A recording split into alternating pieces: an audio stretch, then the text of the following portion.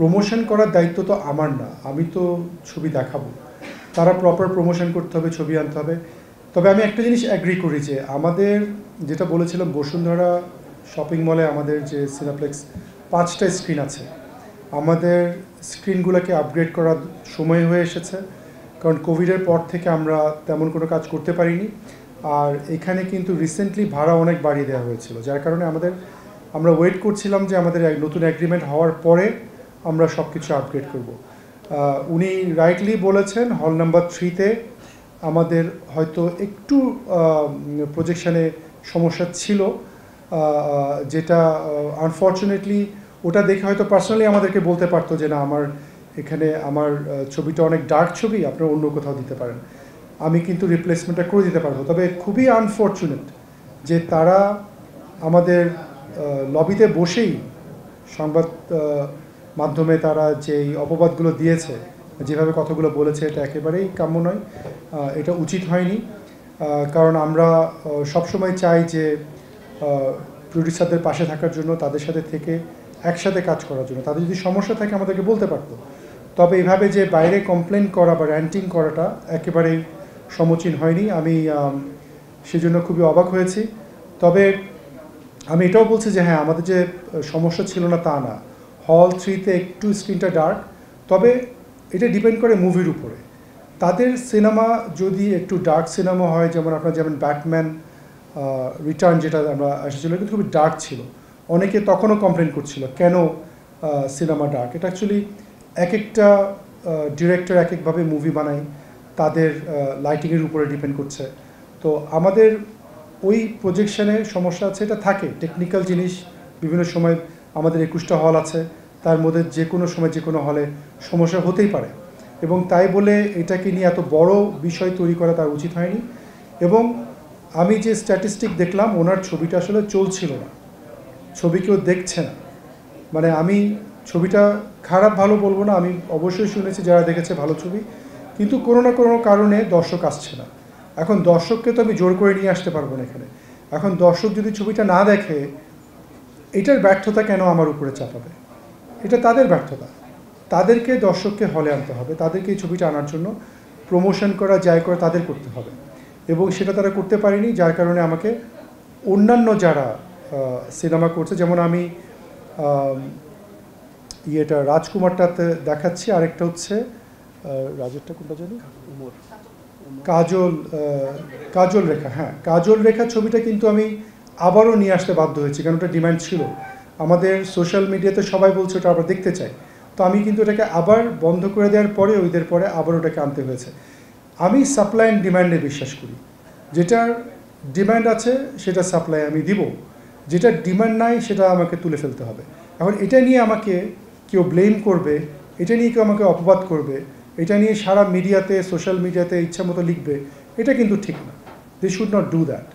আর এখানে dead body যে ছবিটা, সেটা নিয়ে উনি আমাকে ঈদের আগের থেকেই অনেক লেট, মানে ঈদে কিন্তু ইতিমধ্যে আমি যেটা বলেছি যে আমার মনে হয় 12-13টা ছবি রিলিজ হয়েছে, তার মধ্যে আমরা 6টা না কয়টা ছবি, 5টা ছবি। আমাদের তো লিমিটেশন আছে, এতগুলো হলের মধ্যে আমি কয়টা ছবি দিতে পারবো, এবং আমরা বেস্ট 5টা ছবি সিলেক্ট করে সেটা দিয়েছি। ওই সময় উনি এত লেটে আমাকে বলেছে, আমার দেওয়ার সময় সুযোগ ছিল না। এবং আমরা ছবি রিভিউ করি, আমাদের ছবি কারা দেখে, আমার টার্গেট গ্রুপ কি, এখন যাদেরকে আমরা জেন জি বলি, মানে 97 থেকে পরে যাদের জন্ম, তো তারাই কিন্তু বেশি আসে আমার হলে, এবং তারা কিন্তু এসব ছবি দেখতে চায় না। আমি আনফর্চুনেটলি আমাকে বলতে হচ্ছে কথাটা, তাদের ট্রেন্ড আলাদা, তারা চায় ভালো গল্প, তারা চায় ভালো ছবি দেখার জন্য। তো এখন আমি একটা ছবি বানাবো, এবং এটার টার্গেট মার্কেট আমি চিন্তা করলাম না, এটা কোনো প্রমোশন করলাম না, এটা জোর করে স্টার সিনেপ্লেক্সকে বললাম আমার ছবি দেখাতেই হবে, এটা তো হতে পারে না। আমার কথা হলো যে ডেড বডি আমরা দেখিয়েছি, আমি চান্স দিয়েছি ওনাকে যে ঠিক আছে, উনি যেহেতু বারবার বলছে, আমি স্টার সিনেপ্লেক্সকে কয়েকটা শো আমরা দিয়ে দেখি কী হয়, কিন্তু আনফর্চুনেটলি দেখে না, এবং এটা নিয়ে অনেক নেগেটিভ হয়েছে, প্রতিক্রিয়া হয়েছে অনেকের। তারা দেখে বললো যে স্টার সিনেপ্লেক্স একটা ব্র্যান্ড, আমরা এই টাইপের ছবি এখানে দেখতে চাই না, এবং স্টার সিনেপ্লেক্সের ট্রাস্ট করে আমরা টিকিট কিনেছি, আমরা ভালো ছবি দেখতে চাই। তো এইটা তো আসলে আমাকে বলতে বাধ্য হচ্ছে এখন এই কথাগুলো। তো আমরা এমন কোনো ছবি আমরা আনবো না যেই ছবি নিয়ে আমার ব্র্যান্ড ক্ষতিগ্রস্ত হবে। আমার কথা হলো যে আমার টার্গেট গ্রুপ কি? আমার টার্গেট গ্রুপ হচ্ছে middle class, upper middle class and educated. তো তাদের টেস্ট অন্যরকম, তারা কিন্তু অনেক ক্রিটিক্যালি ছবিগুলো দেখে। আপনারা জানেন বারবিও এসেছে, ওপেনহাইমার এসেছে।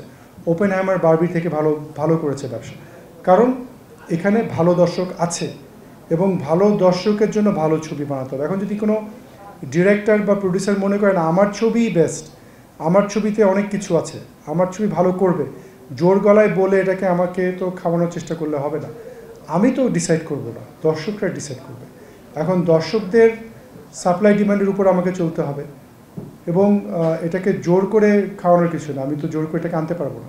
তো আমি এই জন্যই বলতে চাই, তারা যে প্রেস কনফারেন্স করেছে খুব আনপ্লেজেন্ট অ্যান্ড খুব বাজেভাবে তারা কথা বলেছে এবং এটা তারা বলতে পারে না। এটা শুধু ওই কেন্দ্রিক না, এটা আমাদের এখানে ভালো ভালো ডিরেক্টররা ছবি বানাচ্ছে, ভালো ভালো প্রডিউসাররা ছবি দেখাচ্ছে বাংলা ছবির পক্ষে। কেউ যদি আমাকে বলে আমি বাংলা ছবির পক্ষে না, তারা বলছে বাংলা ছবির বিরুদ্ধে ষড়যন্ত্র করা হচ্ছে। কেন ষড়যন্ত্র করা হবে? আমি তো চাই ভালো বাংলা ছবি আসুক। আমি চাই পরাণের মতো, হাওয়ার মতো, সুরঙ্গর মতো আরও অনেক ছবি আসুক। ইনশাল্লাহ এগুলো আসবে, এগুলো আমরা প্রমাণ করে দেখাবো যে বাংলা ছবি কত ভালো করে। এখন আমি একটা ছবি বানালাম এবং এটার কোনো দর্শক নাই, জোর করে এটা আমাকে দেখাতে হবে, জোর করে চালাতে হবে, এটা নিয়ে আমি প্রেস কনফারেন্স করব, বিভিন্ন লোক এনে আমার বিরুদ্ধে কথা বলা হবে, এটা আমি টলারেট করবো না, এটা আমি অ্যাকসেপ্ট করবো না। এবং তারা করলে করুক, আমি আমার সাপ্লাই অ্যান্ড ডিমান্ডের উপরে থাকবো। আমার কাস্টমার হচ্ছে আমার জন্য সব কিছু, কাস্টমার ইজ কিং। তারা ডিসাইড করে, অডিয়েন্স ডিসাইড করবে তারা কি দেখতে চায়, তাদের উপরে আমি ছেড়ে দিচ্ছি এবং এটা আমার ডিসিশনের উপর এটা থাকে না। আমাকে প্রেস কনফারেন্স করুক আর বিভিন্ন ধরনের থ্রেড দেখ বা মানববন্ধন করুক, এটাতে কিছু আসা যায় না। এবং আমি অডিয়েন্সের উপরেই, অডিয়েন্স স্টার সিনেপ্লেক্সের অনেক লয়াল অডিয়েন্স আছে, তারা এসে সবসময় ছবি দেখে, তারা চায় মানসম্মত ভালো ছবি দেখতে এবং এই মানটা আমি বজায় রাখতে চাই। যারা অনেক দায়িত্ব নিয়ে কাজ করে, যারা সবচেয়ে বেশি কাজ করে, তাদেরকে ব্লেমও বেশি করা হয়।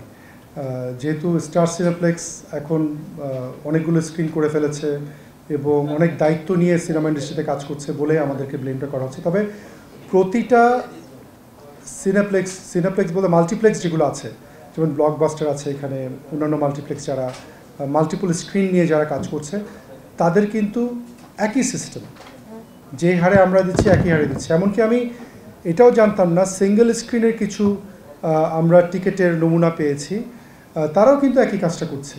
এটার কারণটা হলো, একটা তো আমি তো দেখছি ঠিক আছে 300-400 টাকা টিকিটের প্রাইস, তার মধ্যে কিন্তু ভ্যাট আছে, মিউনিসিপ্যালিটি ট্যাক্স আছে এবং আরও একটা বিষয় আছে, আমরা এসিএম যেটাকে বলছি, সেটা আমার হাতে নেই। এই কারণে আমার কিন্তু বিশাল একটা এক্সপেন্স। যেমন যে কোনো একটা শপিং মলে আমার পার স্কোয়ার ফিট, যেখানে আমার অন্যান্য জায়গায় 10 টাকা 20 টাকা করে দিতে হয়, এটা হচ্ছে যে শুধু service charge, service and utilities, এটার জন্য আমাকে প্রায় 40 টাকার উপরে, 50 টাকার উপরে দিতে হচ্ছে কয়েকটা জায়গাতে।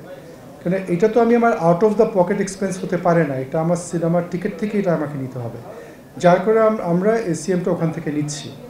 এবং আমরা যে বিনিয়োগটা করছি, যে আমি একটা লাক্সারি সিটিং দিচ্ছি, আমি একটা সেফ এনভায়রনমেন্ট দিচ্ছি, আমি একটা ক্লিন এনভায়রনমেন্ট দিচ্ছি এবং এখানে এয়ার কন্ডিশন হল দিচ্ছি, এটা কিন্তু একটা হিউজ কস্ট আছে। এবং সব কিছু এক্সপেন্সগুলো বাদ দেওয়ার পরে আমাদের প্রফিট শেয়ারিং হয় 50-50 এবং এটা 20% হচ্ছে। ভারতবর্ষে যেটা দেখেছি আমি, অ্যাভারেজে 30% পাই, আমরা দিচ্ছি 20%। তবে আমি একটা জিনিস চেষ্টা করব, যেহেতু এটা নিয়ে বারবার কথা হচ্ছে, আমরা চেষ্টা করতে পারি যে আমাদের যে কস্টগুলো, যেমন আমাদের service charge, utility charges, electricity price অনেক বেড়ে গেছে, তো সব কিছু কীভাবে কমানো যায়, আরও কত এফিশিয়েন্টলি কাজগুলো করা যায় কম খরচে, ওটা করতে পারলে তখন কিন্তু আমরা শেয়ার প্রাইসটা একটু বাড়াতে পারবো। তো আমরা ওই জায়গাটাতে আছি। তবে আমি চেষ্টা করব, এটা আমি এতটুকুই বলতে পারি। তবে আমরা 20% দিচ্ছি টিকিট প্রাইসে এবং এটা কিন্তু সব খরচ বাদ দিয়ে।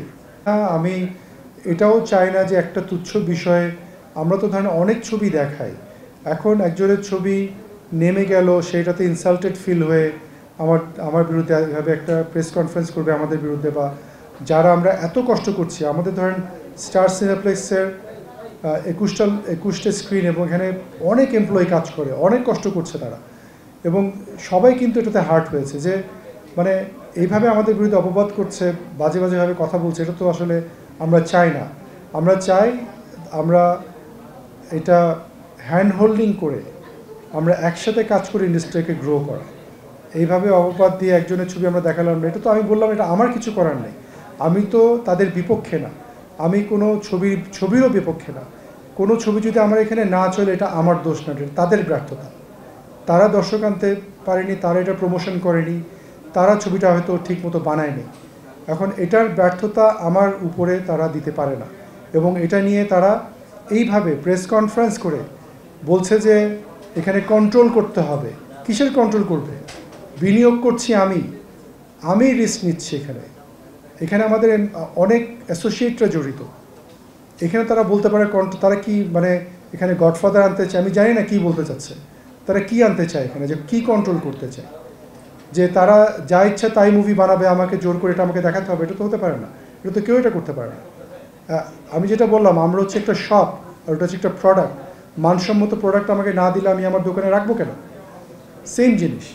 আমার কথা হলো এটা কেউ কোনোদিন বাধ্য করতে পারবে না আমাকে, দরকার আমি ব্যবসাই করব না। আমার কথা হলো সিনেপ্লেক্স একটা ব্র্যান্ড হয়েছে এই কারণেই, মানুষের উপর একটা আস্থার জায়গায় আমরা পৌঁছেছি। ওরা জানে যে এখানে টিকিট কেটে আমি ট্রাফিক জ্যাম ফেলে, আমার বাসার কমফোর্ট রেখে ট্রাফিক জ্যাম ফেলে টাকা দিয়ে টিকিট কিনে একটা ছবি দেখব, ছবিটা মানসম্মত হবে এবং এই ছবিতে তারা ডিসঅ্যাপয়েন্টেড হবে না। এই জায়গাটা আমাকে বজায় রাখতেই হবে। এখন যদি তারা এসে একটা ছবি দেখে আমাদেরকে গালাগালি করে, আমাদের বিরুদ্ধে তারা রেগে যায়, তাহলে তো সমস্যা। এবং তারা যদি এক্সপেক্ট করে যে না এইসব ছবি আমরা দেখাবো না, বা আমার দর্শক এখানে পুল করছে না, আমার ব্যবসায়িক লস হচ্ছে, কেন আমি ছবিটা দেখাবো? এটা তো কোনো জাস্টিফিকেশন নাই। এবং তারা যতই প্রেস কনফারেন্স করুক, যতই কিছুই করুক, এটা নিয়ে মানে আমাদেরকে মুভ করতে পারবে না। আমি ভালো ছবির পক্ষে, ভালো বাংলা ছবির পক্ষে। আমি চাই আমাদের ইয়াং ট্যালেন্টেড ডিরেক্টররা এগিয়ে আসুক এবং ভালো কিছু হোক, ভালো ছবিগুলো হোক, এবং তাদের পক্ষে আমি সবসময় থাকবো।